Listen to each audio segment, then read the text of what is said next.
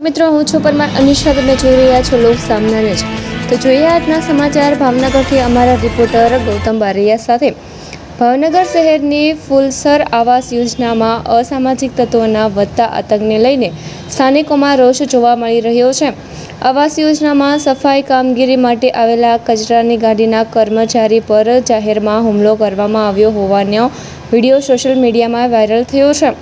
સ્થાનિક રહેવાસીઓના આક્ષેપો મુજબ 25 વારિયા વિસ્તારના કેટલાક શખ્સો આવાસ યોજનાના કમ્પાઉન્ડમાં ઘૂસી આવી અવારનવાર મારામારી, ધમકી અને અભદ્ર ભાષાનો પ્રયોગ કરતા હોય છે।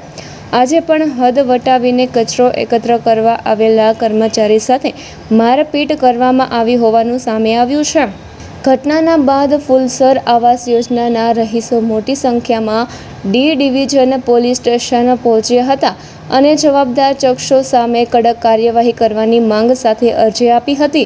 હવે પોલીસ આ સમગ્ર મામલે શું કાર્યવાહી કરે છે અને લુખ્ખા તત્વો સામે કાયદેસરની કાર્યવાહી થાય છે કે નહીં તેના પર સૌની નજર મંડાઈ છે। તો ચાલો સાંભળીએ આવાસ યોજનાના રહેવાસી ચીમન રાઠોડ શું કહી રહ્યા છે।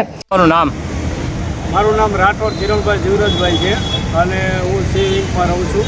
અને અમારે જે સોસાયટી પ્લોટ નંબર 16 છે અને બહારના આવારા તત્વો જે આવી અને માથાકૂટ કરે છે અને જ્યારે ત્યારે વારંવાર આવી બધી માથાકૂટ થાય છે અને અમે આજ પહેલી વાર જ આવ્યા છીએ અને ડી ડિવિઝને સાહેબને કહેવાનું કે આવી માથાકૂટ ન થાય એટલા માટે અમારે એક ડેઇલી ગાડી આવે 24 કલાકમાં એક વખત આટો ફેરવ મારે અને આવા લૂંટન જે થાય છે એ ન થાય એ બાબતે અમે લોકો અરજી કરવા અહીંયા આવ્યા છીએ અને એ બાબતે ધ્યાન દોરે એવી અમારી નમ્ર વિનંતી છે।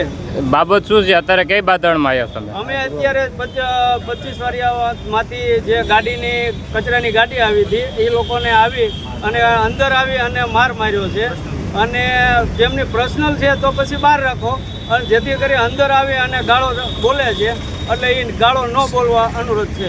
ક્યાં કોને મારવામાં આવ્યા છે? જે કચરાની ગાડીવાળા આવ્યા હતા એ લોકોને માર્યા છે અને લેડીઝ વ્યક્તિ જ આવે છે અને આવી રીતે આ બીજી વખત આવું થયું છે।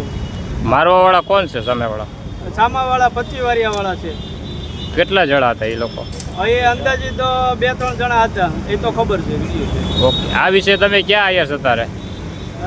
પોલીસ ચોકી શું લેવા આવ્યા તમે અત્યારે? અમે અહીંયા લોકો કે 14 કમિટી મેમ્બરના 14 જણા અમારા આવાસના પ્લોટ નંબર 16માંથી બધા અમે અરજી કરવા માટે આવ્યા છીએ। તો ફરી મળીશું એક નવા સમાચાર સાથે, ત્યાં સુધી જોતા રહો લોક સામના ન્યૂઝ।